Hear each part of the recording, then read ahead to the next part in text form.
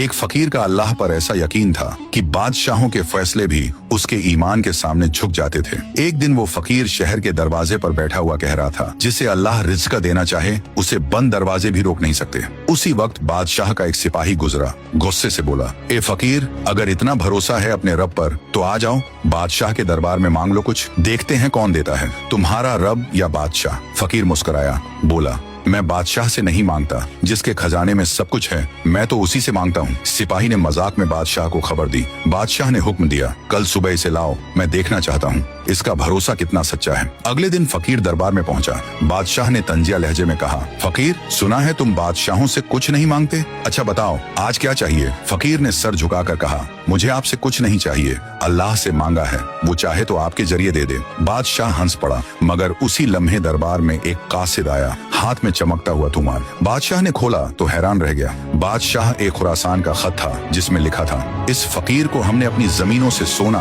और अनाज भेज दिया है, क्योंकि कल रात ख्वाब में हुक्म हुआ कि मेरे बंदे का रिज़्क तुम्हारे हाथ से पहुंचाओ। बादशाह का चेहरा बदल गया, वो फकीर के कदमों में झुक गया और बोला, वाकई जिसका अल्लाह पर यकीन हो, दुनिया खुद उसके कदमों में आती है। जिसने लोगों से उम्मीद तोड़कर अल्लाह से जोड़ ली, उसे अल्लाह ऐसे रास्ते से नवाजता है जिसका वो खुद तसव्वुर भी नहीं कर सकता।